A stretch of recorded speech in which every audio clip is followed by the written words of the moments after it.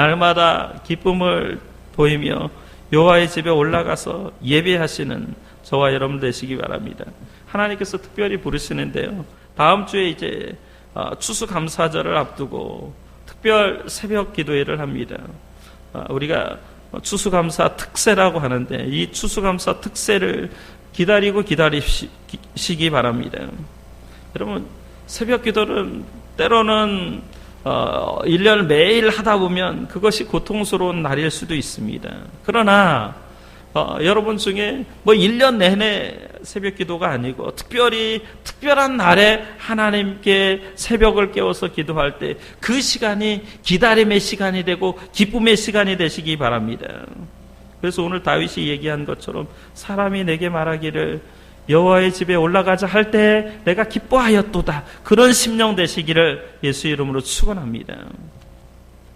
다윗은 여호와의 집에 올라가자 할 때 기뻐했다고 말씀합니다. 이런 다윗을 하나님은 기뻐했어요. 우리 삶도 마찬가지. 하나님이 우리를 부르실 때가 있어요. 아무 때나 하나님이 우리를 부르시지 않습니다. 하나님이 우리를 부르실 때는 하나님이 우리를 만나주시고 우리에게 필요한 모든 문제를 해결해 주실 때입니다. 부르실 때, 하나님께서 우리를 부르실 때 언제든지 하나님 앞에 나아가시기 바랍니다. 그런 사람에게 하나님이 기쁨을 더해 주시는 거예요. 다음 주에 특별 새벽 기도회는 하나님이 부르시는 때입니다. 여호와의 집에 올라가자. 특세 시간에 5시부터 5시 반, 6시까지 그때 하나님이 부르실 때 기쁨으로 여호와의 집에 나오시기를 예수 이름으로 축복합니다.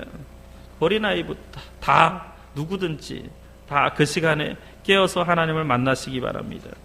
그러니까 우리가 예배할 때 기쁨으로 정말 하나님이 나를 부르실 때 솔로몬의 인생 가운데도 하나님이 부르실 때 하나님께서 그에게 지혜와 명철을 주시고요.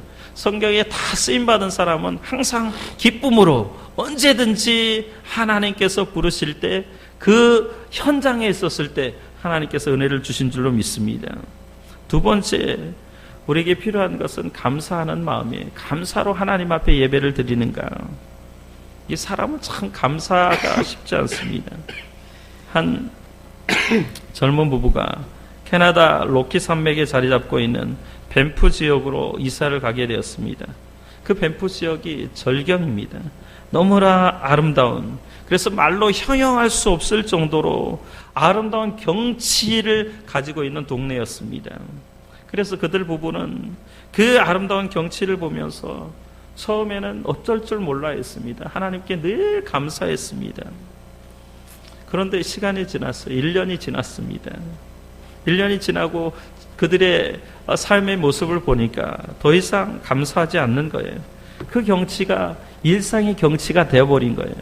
마치 이스라엘 백성들이 만나만 먹는 것이 실증 났다고 불평했던 것처럼 말입니다. 저도 그래요. 저도 강일동에 집에 이사를 갔을 때는 가기 전만 해도 제가 그 아파트가 지어지기 전에도 불이 났게 왔다 갔다 했습니다. 그런데 수년을 살고 보니까 제 집에 그렇게 즐겁고 감사하고 행복한 마음보다 그냥 일상이 되어버린 나의 모습을 발견하게 되었습니다. 우리도 일상의 삶을 늘 감사하고 있는지 아니면 그냥 그것이 당연하게 여겨지는지 우리 자신을 살펴볼 필요가 있습니다. 사랑하는 성도 여러분 감사하는 마음으로 하나님의 성전에 오셨나요? 우리는 항상 하나님 앞에 기도하기를 하나님 특별한 감사거리를 달라고 기도합니다. 그런데 우리 주위에 보면 정말 수많은 감사거리가 옆에 있습니다. 우리가 호흡하고요, 건강하고요, 그 다음에 가정이 멀쩡하고 또 주일날 교회 성도들 만나는 것, 그 다음에 직장을 가지고 있는 것, 그런 모든 것들이 일상의 감사의 제목입니다. 일용할 양식이 있다라는 거, 내 집이 있다라는 거, 어둑어둑해질 때 내가 들어갈 수 있는 처소가 있고 그곳에서 잠을 잘 수 있다라는 그 일상의 소소한 것들이 감사거리인 줄 믿습니다. 그리고 여러분 우리가 이곳에서 하나님 앞에 예배하는 것, 그건 감사의 거리입니다. 제가 많은 선교지를 다녀봤지만 어떤 곳에서는 대나무 교회 바람이 너무 불어서 추워서 옴짝달싹할 수 없는, 제가 필리핀에 있었을 때 그곳의 크리스마스 예배는 정말 제 평생 잊을 수 없습니다.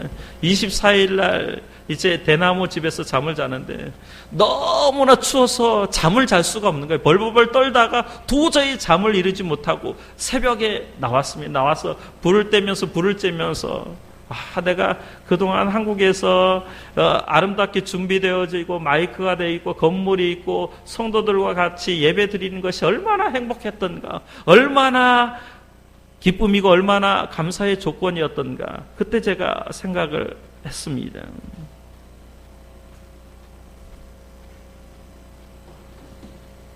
우리는 이렇게 기도해야 됩니다. 주님, 우리는 감사하는 것을 쉬 잊어버리고 불평하는 것을 즐겨합니다. 사랑하는 주님, 우리의 연약함을 아시는 주님, 우리의 입술에 감사가 넘치게 하여 주옵소서. 감사가 넘치게 하여 주옵소서. 이렇게 기도해야 될 줄로 믿습니다.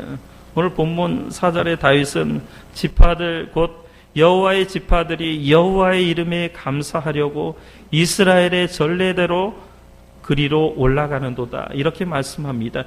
여호와의 이름에 감사하려고. 이스라엘 백성들은 1년에 3차례 6월절, 77절 장막절에 성전에 올라가서 제사를 드렸던 전례가 있습니다. 지금도 전 세계에 흩어졌던 유대인들은 이 3번의 절기를 지켜요. 마치 우리 민족이 추석과 설을 세는 것처럼 이스라엘 민족에게 이것은 하나의 전통입니다. 그거 하나님의 법이에요. 하나님의 말씀을 지키는 것은 당연한 겁니다.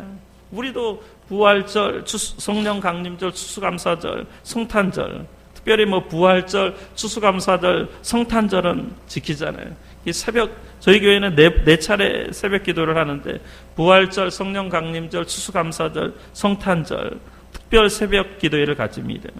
절기예요. 절기를 통해서 그동안 잃어버렸던 기도줄도 다시 부여잡고 하나님 앞에 잃어버렸던 그 은혜들도 회복하고 정말 하나님께서 여기까지 에벤에설 되도록 지키시고 보호해 주시고 우리에게 은혜 주신 것을, 모든 것을 다시 생각나게 하고 그리고 감사하는 시간입니다. 그래서 이스라엘 백성들은 1년에 3차례 성인이면 누구나 다 성전에 올라갑니다. 그래서 그동안 지켜주신 그 하나님의 은혜에 늘 감사를 합니다. 본문의 시편 122편의 저자 다윗도 여호와의 이름에 감사하려고 성전에 올라간다고 고백을 합니다. 사랑하는 성도 여러분, 교회에 나오시는 목적이 무엇입니까? 성도들이 은혜 받는다고 교회를 나오는데 때로는 가족을 만나기 위해서, 친구를 만나기 위해서 교회에 나오는 경우도 있습니다. 여러분, 모름지기 우리가 교회에 나오는 것은 하나님의 은혜에 감사하기 위해서 나오는 것이 되어야 될 줄로 믿습니다. 세상에서 죄악 가운데서 나를 부르시고 택하신 그 은혜, 하나님의 구원의 잔을 높이 들고 그것을 감사하려는 마음, 나 같은 죄인을 구원해 주셨다니, 나 같은 이 죄인에게 직분을 주셨다니, 하나님께서 나에게 건강을 주셨다니, 나에게 정말 가정을, 자녀를 주셨다니, 직장을 주신 것에 대한 은혜, 또 영원한 천국을 허락하신 그 은혜에 감사하기 위해서 하나님 전에 나와야 될 줄로 믿습니다. 여러분, 인생에 불행한 사람은 감사를 잃어버린 사람이 불행한 사람이에요. 그래서 행복하려거든 감사하라라는 말이 있습니다. 감사하는 사람이 행복한 사람이에요. 감사를 행하며 예배를 드려야 됩니다. 그러니까 우리가 드리는 찬송이든 기도든 말씀이든 헌금이든 늘 감사함으로 하나님 앞에 행해야 될 줄로 믿습니다. 근데 이스라엘 백성이 실패했던 적이 있어요. 광야 생활을 하면서 실패했는데 그 광야 생활의 특징은 감사가 없는 거예요. 원망과 불평으로 그 삶이 점철된 거예요. 그래서 전진하지 못하고 방황한 거예요. 감격은 감사가 있기 전에 경험할 수 있습니다. 감사함으로 하나님의 성전에 올라오시기 바랍니다. 감사함으로 하나님 앞에 예배에 참여하시기 바랍니다. 다음 주 11일부터 15일까지 특별히 5일간 특세에 무엇을 감사하실 것인가를 생각해 보십시오. 내가 감사할 제목이 무엇인가? 일상의 모든 삶을. 저는 병원에 이렇게 신방도 가기도 하고 또 병원에 자주 가면 정말 내가 살아있다라는 것, 건강하다라는 것, 그리고 멀쩡하게 사제육신 멀쩡하다라는 게 너무나 기쁘고 감사합니다. 또 가끔 꿈을 꾸는데 내가 아직도 결혼을 못해서 이제 홀로 처량하게 어떤 사람과 결혼할까 그런 꿈을 꾸기도 해요. 가정을 이루고 있다라는 것, 그리고 자녀들이 있다라는 것, 성도들이 있다라는 것, 그 모든 것이 감사의 조건입니다. 학교에 갈 수 있고 또 직장에서 일을 할 수 있고, 지금 실업자가 얼마나 많아요. 일을 할 수 없는 사람이 얼마나 많아요. 대한민국에 여러분 많은 목회자들이 있지만 목회자들 중에 또 예배하고 싶은데 예배를 못 드리는 그런 목회자도 많습니다. 성도도 가나안 성도라고 100만 명이 이제 예배 드리지 않고 가정에서 이렇게 하나님을 만나는 사람들도 있습니다. 그렇기 때문에 우리가 감사할 것들 생각해 보면 너무나 많습니다. 그러니까 여러분 올 한 해 동안 하나님께서 어떻게 나를 지키시고 보호하시고 연단하시고 훈련하셨는지 그 감사의 제목을 세어 보시기 바랍니다. 마지막으로 하나님 앞에 예배할 때 우리 심령이 늘 평안함으로 예배하는 저와 여러분들 되시기 바랍니다. A.W. 타겟이라는 분이 창이라는 단편 소설을 썼는데 그 소설의 내용에 보면 이런 감동적인 이야기가 있습니다. 어느 작은 병실에 폐암 말기 선고를 받은 환자와 디스크 환자가 한 병실에 입원해 있었습니다. 디스크 환자는 침대에 꼼짝없이 누워 있어야 했지만 폐암 환자는 하루에 1시간 정도 일어나서 창밖을 내다보곤 했습니다. 폐암 말기 환자의 상황은 절망적이었습니다. 그런데 아이러니하게도 그에게 늘 기쁨이 있었습니다. 하루는 디스크 환자가 창밖을 보고 있는 폐암 말기 환자에게 도대체 밖에 무엇이 보이느냐고 질문을 했습니다. 폐암 말기 환자가 눈을 지극히 감고 말을 했습니다. 저 밖에는 아름다운 호수와 보트와 백조가 한가로이 떠있고 호숫가를 산책하는 여인들과 잔디밭에 놀고 있는 어린 아이들의 얼굴에 미소가 보입니다. 이 말을 듣고 있던 디스크 환자의 얼굴은 갑자기 분노로 일그러지기 시작했습니다. 폐암 환자의 얼굴에는 기쁨이 있었는데 이제 디스크 환자는 침대가 그 창문에서 멀기 때문에 자기는 지금 병원에서 차별 대우를 받고 있다라고 생각을 한 거예요. 그래서 디스크 환자가 어떻게 생각했냐면 빨리 폐암 환자가 죽어서 나가면 자신이 창가의 침대를 차지하겠다라는 생각을 했습니다. 그러던 어느 날 밤에 폐암 환자가 심하게 기침을 하면서 각혈을 하면서 피를 토하면서 신음하기 시작했습니다. 디스크 환자는 비상벨을 눌러서 의사를 부를까 하다가 그냥 그대로 두었습니다. 그의 침대를 빼앗겠다는, 차지하겠다는 생각 때문이었습니다. 아침에 이제 아침이 밝아올 무렵에 갑자기 그 침대가 조용해졌고 고통받던 폐암 환자는 그의 생각대로 기대대로 세상을 떠났습니다. 그는 드디어 이제 창문 곁 침대로 옮겨지게 되었는데 이제 옮기자마자 온 힘을 다해 침대를 붙들고 일어나서 창밖을 내다보았습니다.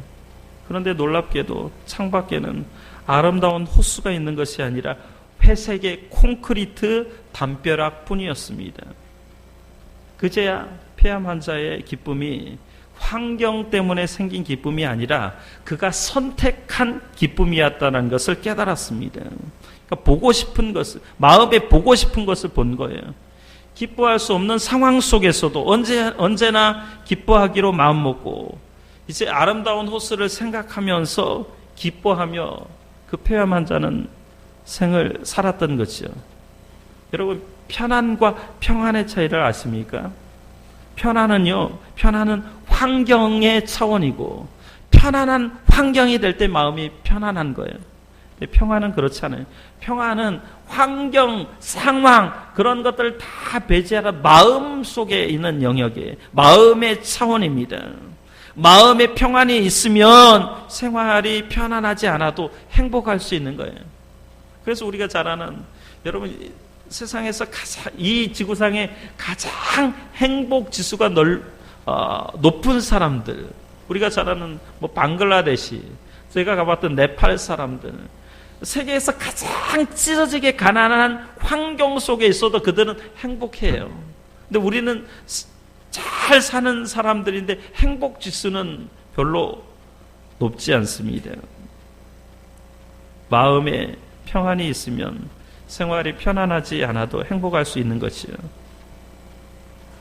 자신의 몸이 편안한 교회를 바라지 마시고 마음의 영혼이 평안한 교회를 찾아보시는 저와 여러분들 되시기 바랍니다.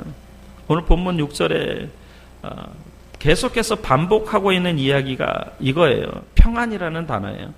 예루살렘을 위하여 평안을 구하라. 예루살렘을 사랑하는 자는 형통하리로다. 오늘날로 얘기하면 예루살렘이 교회예요. 교회를 위하여 평안을 구하라. 교회를 사랑하는 사람은 형통한다. 왜요? 그 이스라엘 사람들은 예루살렘 성전에 하나님이 계신다고 믿었습니다. 지금은 성전은 예배당은 아닙니다. 사실은 오늘 예수 그리스도를 구주로 모시고 있는 저와 여러분들의 마음이 성전인 줄 믿습니다. 여러분의 성전에 예수님이 계시면 늘 마음이 기쁘고 즐겁고 평안해야 될 줄로 믿습니다. 여러분, 하나님을 사랑하는 사람은 여호와의 집인 교회의 평안을 구하지요. 그리고 교회에 대해서 늘 관심과 사랑을 갖습니다. 교회를 위하여 수고하고 섬기며 헌신을 아끼지 않죠. 교회의 평안이 형통의 근원이기 때문에 그렇습니다. 여러분, 우리 교회가 평안해야 영혼이 평안하고 영혼이 평안해야 삶이 평안하게 됩니다. 하나님은요, 하나님이 몸된 교회를 사랑하는 사람에게 늘 평안을 주셔요. 교회가 평안하면 모든 것이 은혜롭고 평안하게 됩니다. 우리 한국교회에 많은 교회들이 있는데 뭐 이 주위에도 많습니다. 서로 치고받고 싸우는 것 때문에 은혜를 상실한 사람들이 너무나 많습니다. 안타까운 일입니다. 몸이 찢어지고 또 정말 서로 원수가 되고 그러면서 서로 진리를 추구한다고 하는데 결코 마음이 평안이 없습니다. 교회의 평안을 위해 힘쓰는 저와 여러분들 되시기 바랍니다. 그런 사람이 하나님을 사랑하는 사람이에요. 그리고 교회를 사랑하는 사람이에요. 제가 이전 교회 많은 성도들 유심히 쳐다봤는데 매주 토요일이면 주일에 식당 봉사를 위해서 일하는 분들이 있었습니다. 여러 권사님들, 집사님들이 수고했는데 특별히 한 권사님이 이제 평생을 식당을 맡아서 봉사를 했습니다. 그러니까 성도들의 주일 식사를 책임졌는데 뭐 수백 명의 주일 식사를 책임진다는 일이 쉬운 일이 아닙니다. 매주 토요일 날 시장을 보죠. 때로는 한 달에 몇 차례 이제 금요일 날 권사님 집사님들이 이렇게 모여서 교회 김치를 담급니다. 그런데 제가 유심히 봤는데 얼굴에 찡그리는 모습을 단 한 번도 본 적이 없습니다. 얼굴에 늘 평안함이 묻어 있었습니다. 그랬더니 하나님께서 놀랍게도 그분의 가정에 평안을 주셨습니다. 형통을 주셨습니다. 아마 저 개인적인 그런 평가일 수도 있습니다. 주관적일 수도 있습니다. 근데 이분의 가정에 제가 따지고 봤는데 실제로 아무것도 없는 가정이었어요. 나중에는 남편이 강동구 의회 회장이 되었습니다. 남편이 의회 회장이 되기 전에는 뭘 했냐면은 별로 학식도 높지 않습니다. 부동산 일을 했습니다. 근데 부동산 일이 너무나 잘 되었어요. 그래서 큰 돈을 벌게 되었어요. 그래서 정치에 나가게 됐는데 지금 연세가 많은데도 불구하고 왕성하게 활동을 합니다. 지금은 의회 회장은 아닙니다. 자녀들을 보았어요. 자녀들이 딸 둘에 아들 하나였거든요. 근데 큰딸은 사실은 학교를 마치고 고민이 있었습니다. 저랑 같이 네팔 단기 선교를 가고 무슨 일을 할까 고민하다가 그때 그 현장 속에서 단기 선교 현장 속에서 하나님을 경험했습니다. 하나님을 만났습니다. 그리고 이제 다시 고대에 편입해가지고 고대 법대에 편입해서 나중에 시험을 봤는데 검사가 되었습니다. 현직 검사입니다. 둘째 딸은 좋은 남자를 만나서 결혼해서 얼마 전에 외국에 이민을 갔습니다.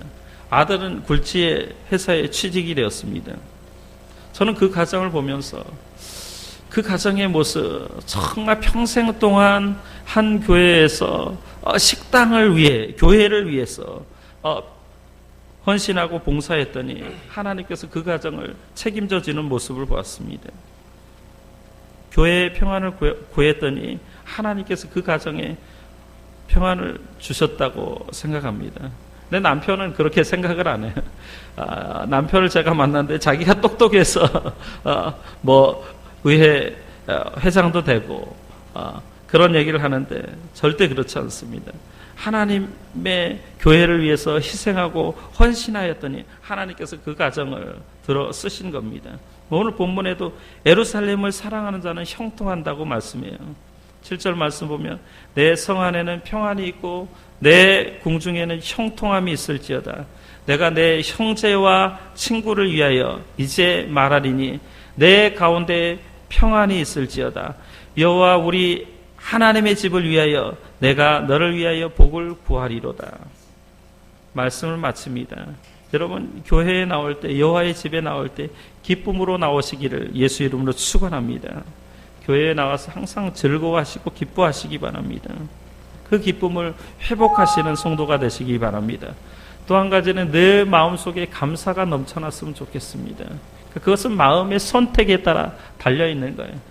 내가 나보다 더 잘 나가고 정말 나보다 똑똑한 사람을 바라보면 내가 부족합니다. 그러나 나보다 더 낮은 사람들을 바라볼 때 하나님께서 나에게 만 가지 은혜를 베풀었다라는 것을 감사할 수 있습니다.